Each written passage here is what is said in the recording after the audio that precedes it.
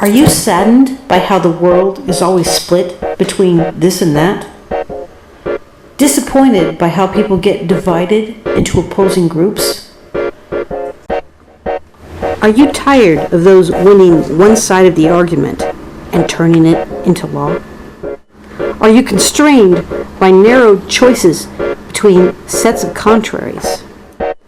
Do you want to be free from conflicting decisions? UNIPOM.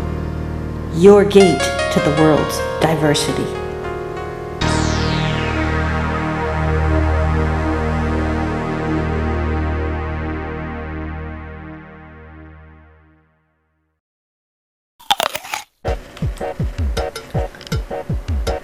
In the Garden of Eden grew a singular fruit that caused much controversy and misunderstanding.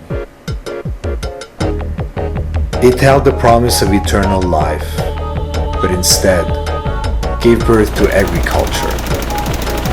Monsanto's immortality still pending.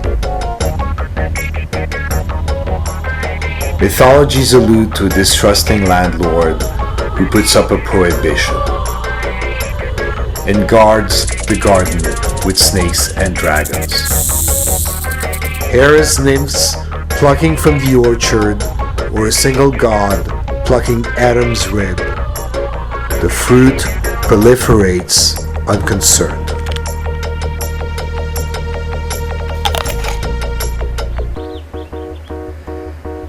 Now it could be that it wasn't a prohibition at all, but a simple warning, as in, you are particularly allergic to this type of food, so go pick another.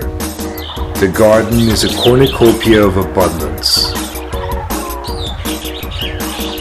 Or it could also be that the god's concern was not exactly human health, and that they just got irritated by their progeny's behavior.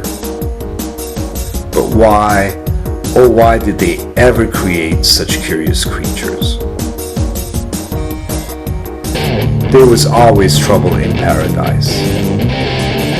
And when jealousies and suspicions came to a head, Eris snatched a golden specimen from the orchard and started a war. Mind you, after she dared 3 goddesses to strip naked in competition.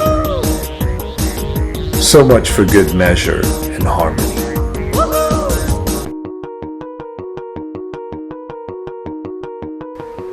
In the succession of deities that ruled the garden, a bearded and crafty one found a way to raise the rent by splitting his creature in 2.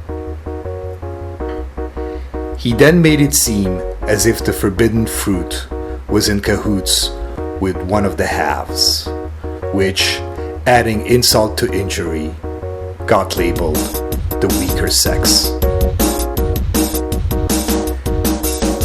Then a hoax was forged around a trick that came to be known as temptation. As if one could be sold their own will.